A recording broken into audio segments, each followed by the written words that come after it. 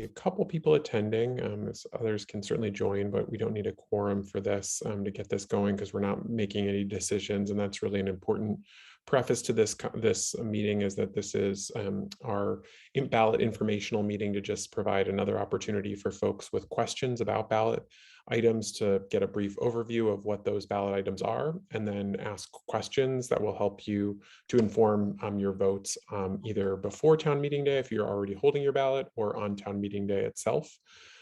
So that being said, what we're going to do is just run through the questions themselves one by one, but the first item on the agenda is the agenda. Can I please have an motion on the agenda? Who would move that we adopt the agenda? Okay, we have a motion on the agenda. Is there a second? Seconded by Councilor Carpenter. Any discussion? Okay, all those in favor, please say aye. Aye. Aye. Okay, that carries, and we have our agenda, which again, as I said before, is just to go through each ballot question and have a brief introduction to that question, and an opportunity to ask questions. So, and when we get into the question side, please really try and keep your comments if you need information to help make your decision on a question, or if you need clarification on an issue that doesn't make sense or that you don't understand, please use it for that. This isn't a great time to go on a long advocacy bend. This is something that we're really trying to, those meetings already have happened. And again, we're not making any decisions here. That's really, these decisions are all in the hands of the voters at this point. So we're really, again, trying to just provide folks with information about making your decisions on or before town meeting day with your ballot. So with that, let's jump into the agenda. And the first question on the ballot, which is the school budget for the year. And we have the finance director from the Burlington School District, Nathan Lavery, with us. Welcome, Nate. Really appreciate just all your work on this in collaboration with Superintendent Flanagan and the school board, and as well as the community. I'll turn it over to you for a brief introduction, and then we'll see if anyone has any questions. Great. Thank you very much, President Tracy. Happy to be here tonight. I'm Nathan Lavery, the Executive Director of Finance and Operations for the Burlington School District. And I am here to speak to the question about the school budget that's on the ballot. As usual, the ballot question contains the total budget for the school district, as well as a few other figures related to our education spending per pupil. And also we added a tax rate estimate impact. I will say that the school budget this year is increasing, and the budget increase is primarily driven by the fact that we have rising costs for wages, benefits, and so forth. So the kind of baseline growth in the budget. I think it's important for the community to know that we've also included in our budget funds to pay for the rental costs associated with our downtown BHS facility and our other rented facilities that are necessary in light of the fact that we can't occupy the Institute Road campus at this time. One thing to know that is not part of the total budget estimate and that gets accounted for separately are our federal funds that are coming as part of the recovery funds. So we've had a few different tranches of funding come that way, and there's big spending there. Part of that spending, a big part of that spending is also envisioned is going to support the new high school and technical center. So that is not reflected in here. And I think that's important to point out as well. So lastly, I think one of the confusing questions that's come up is around the tax rate and what the estimated impact will be this year. One of the things that I think is important for folks to understand is that the education fund had a major surplus in it. That's a state education fund from last fiscal year. And we based our estimated tax rates on the on current law, which means that that surplus stays in the education fund and is used to reduce education taxes for taxpayers across the state. We don't know for sure, and we never know, frankly, whether or not the governor and the legislature, in their wisdom, will change current law. Governor Scott has suggested potentially doing something different with some of that money that's in the education fund. So it's possible that, of course, at the end of the day, that the legislature and the governor will agree to use that money differently in some fashion, and that will change the tax impacts on the budget. One of the good news pieces of this are the things that I've heard discussed about alternative uses for the education fund money. Are potentially things that could also benefit Burlington, whether that is more money for things like supporting school construction even, or doing things to change the weighting of pupils that would be advantageous to Burlington. So it's the reality is none of us know how that's going to shake out, but I feel like thus far in the process, one of the most common questions has been what can we expect the legislature and the governor to do? And the reality is we don't know right now, which is why, as usual, we don't kind of get involved in the politics of who wants to do what with that money. We just base our estimates on current law. So I think that's kind of the most common question we've faced on the budget to date. Great. Well, thank you so much for that overview of the school budget. If there are attendees who are interested in asking questions, and again, that's the primary thing that we're doing here this evening is to ask questions and get clarifying information for the ballot. So this is not a great time to be making long advocacy statements. We've had several meetings on a variety of these topics where people have had that opportunity prior to their placement on the ballot. So this is really an opportunity to get the questions answered ahead of the ballot. So with that, I'll open it up to questions. And the way to get it in is just, you can use the raise hand function. That'll probably be the easiest way, which is at the bottom of your screen. You can just click on that and indicate if you are interested in asking a question, and I'll enable your mic at that point. So are there any attendees interested in asking any questions specific to the school budget before we move on to other questions?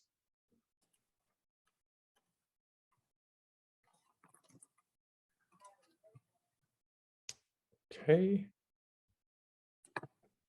Not seeing any. Thank you so much, Finance Director Lavery. Really appreciate it. Thank you all. Good night. Yep, have a good night. That brings us into item number 2.02, which is a proposed tax increase to the general fund tax rate. I see Chief of Staff Riddell. Are you turning on your camera? Are you going to speak to this one? Yes, I am. Great. Our Chief Administrative Officer is out on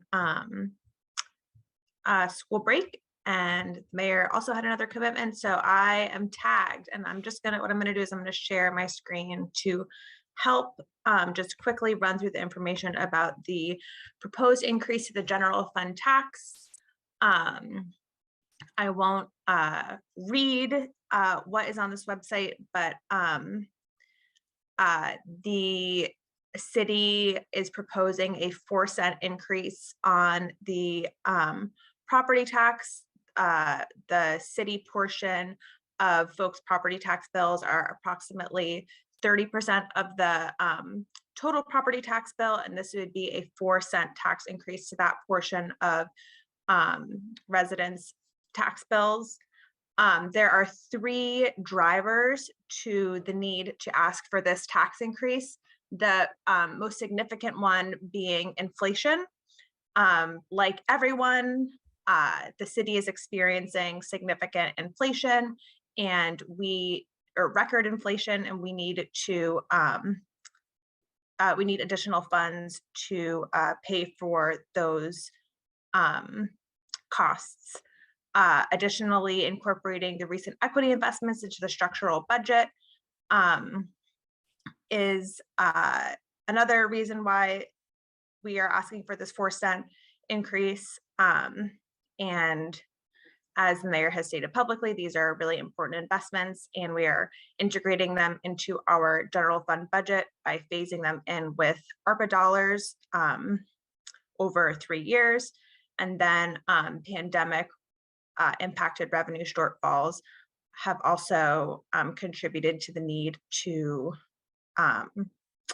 ask for this increase. And there's a table here that shows how inflation is really the significant driving force behind this increase. The city is about to negotiate with its 4 unions new contracts, and we expect that in order to continue providing the high level of services that residents expect from the city, we will need to use these additional funds. So maybe what I can do is end there and respond to questions. Great, thank you for that, Chief of Staff Riddell. Again, this is an opportunity for folks to ask questions about this particular item. So if you are interested in asking a question about the item, please use the raise hand function at the bottom of the screen. So if does anyone have any questions about the general the general fund tax rate increase question?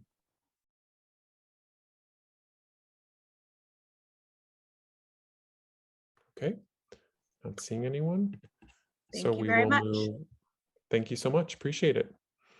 Our next question is a question regarding general obligation bonds for capital projects. I believe Director Spencer from DPW is going to take that question or that intro. So turn it over to you. Great, thank you, President Tracy. On town meeting day, ballot item number 3 asks voters whether to authorize $23.8 million for capital bond projects that will continue to shore up the city's aging infrastructure. This is reduced from the proposed $40 million capital bond that was included in the December 2021 special election that was unsuccessful. There is a multi-departmental capital committee, and that group developed this capital plan. The 3-year capital plan between FY23 and FY25 estimates a need of around $150 million to reinvest in the city's general fund assets. The $23.8 million bond request on the ballot represents about 16% of that total need. We will bridge the gap through securing other funding, such as federal and state grants, and triaging investments that can be delayed. The bond is proposed to fund replacement of 3 new fire trucks, replacement of the city's aging communication system for police and fire, a local match for grants to help us draw down additional federal and state dollars, $2.7 million to keep the city's sidewalk production at 3 miles a year, $2 million for roads and bridges that would enhance paving an additional mile per year and fund some urgent bridge repair, $1.5 million for transportation safety improvements that would include traffic calming and walk bike improvements, $400,000 for project management, $4 million for civic buildings. The city owns dozens of buildings across the city, and there are urgent repairs to HVAC, heating and cooling systems, roofing systems, etc. And a proposed $2 million for improvements to park systems, mainly dredging the waterfront for the marina and some playground and athletic field renovations. Happy to answer any questions. Thank you very much. Appreciate that. Does anyone have any questions on the capital bond question? Again, you can use the raise hand function, bottom of the screen.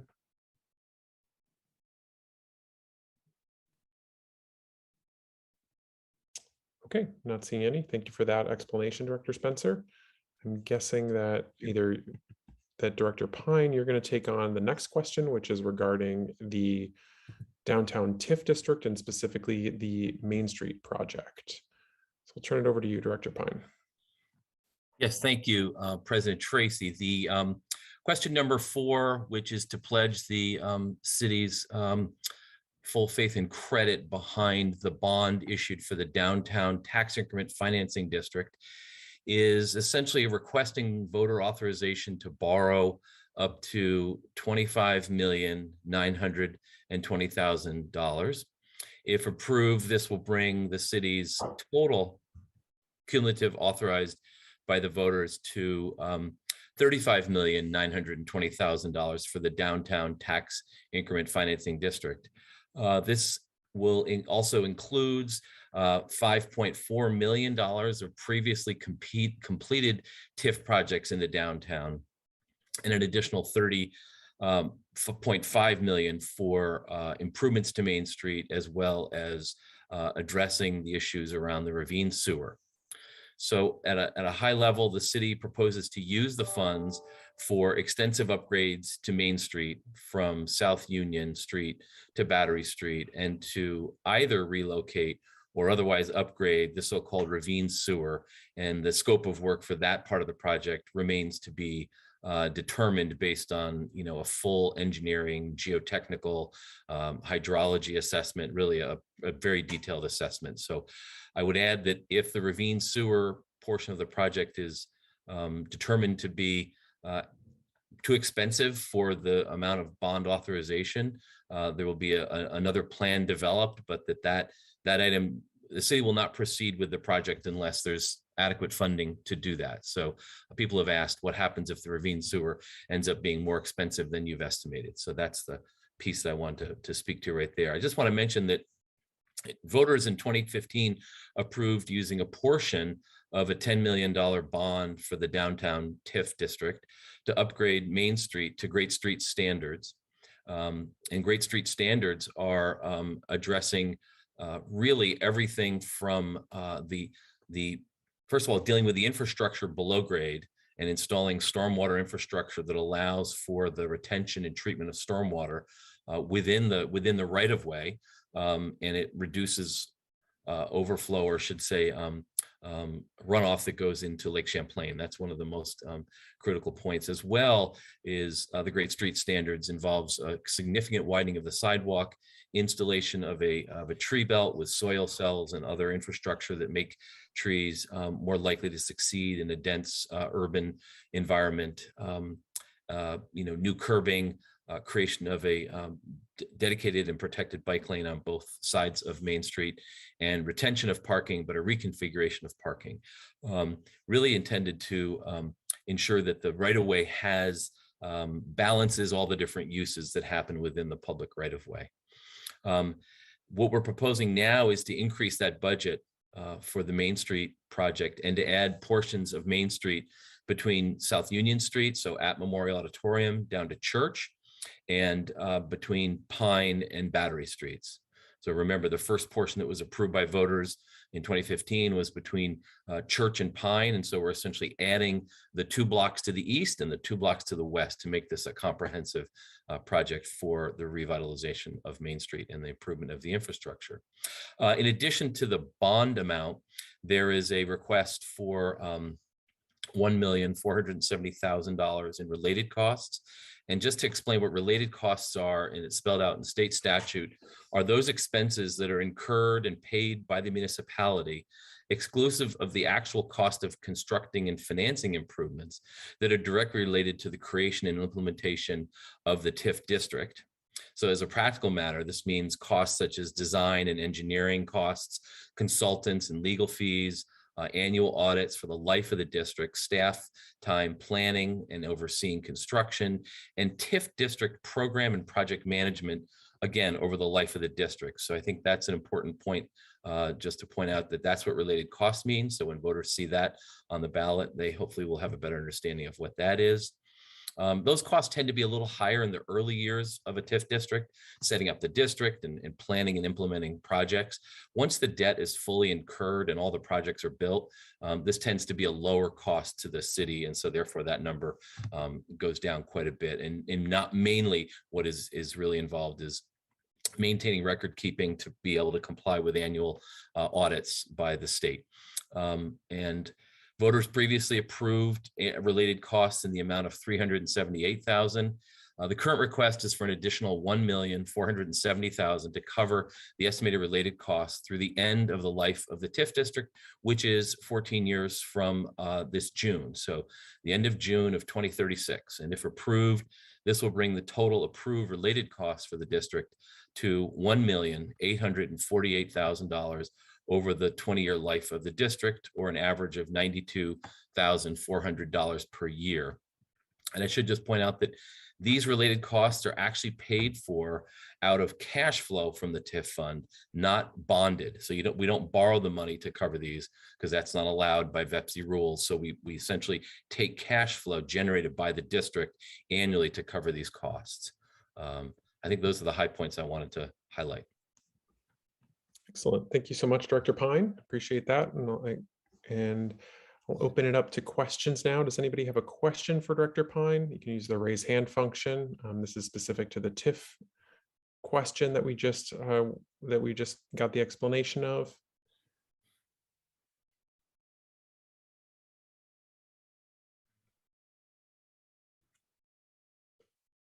Okay, not seeing any interest in any questions. Thanks again, Director Pine. Appreciate it. And we will now move to our last question, question number 5. And I believe Attorney St. James, are you able to just give a quick rundown of that one? Yes, absolutely. This is a short charter change that would effectively eliminate city council, the ability of city council to regulate or create penalties for sex work within Burlington. It would not eliminate any criminal statutes. So this is not legalization, but it's removing from city council's toolbox the ability to sort of regulate and create penalties in this area. An ordinance was repealed that was empowered by this charter language in fall of 2021. And this is a sort of corresponding piece that will remove from section 48, subsection 7, the city council's power. Great. Appreciate that explanation. So are there any questions? And I'm specifically asking if anybody has questions. We've had numerous public hearings on this, as well as public forum opportunities to comment. So are there any questions specific to the charter change? That's question number 5 on the ballot. You can use the raise hand function at the bottom to indicate you're interested in asking a question.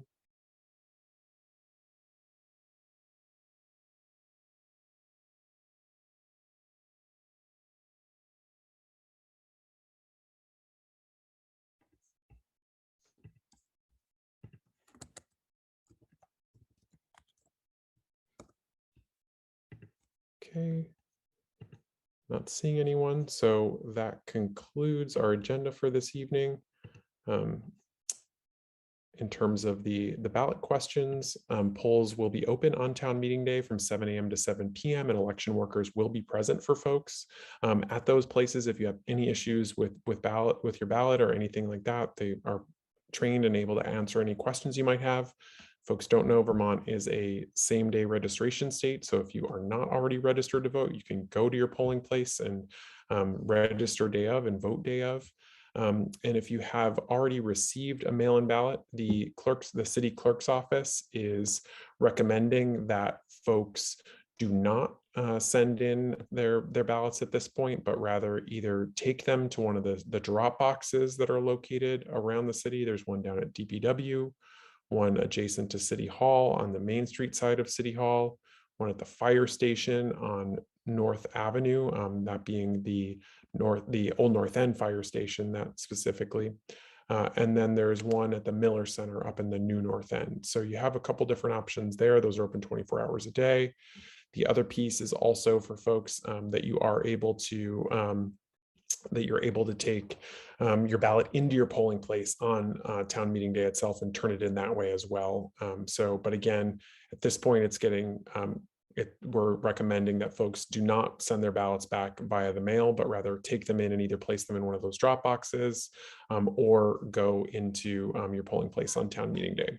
One last thing is also that you can vote at City Hall, and that's open and take care of registration issues, and that's open during normal during business hours. So just a little bit of voting information. I really appreciate folks joining us this evening and for all these great explanations and the work that went into getting these ready to put on the ballot and before voters, and encourage everyone to get out and vote on town meeting day. Is there a motion to adjourn? Moved by Councilor Carpenter. Is there a second? Seconded by Councilor McGee. Any discussion? Okay. All those in favor of adjournment, please say aye. Aye. Aye. Any opposed? Okay, we are adjourned at 5:27. Thanks everyone, and make sure you remember to vote.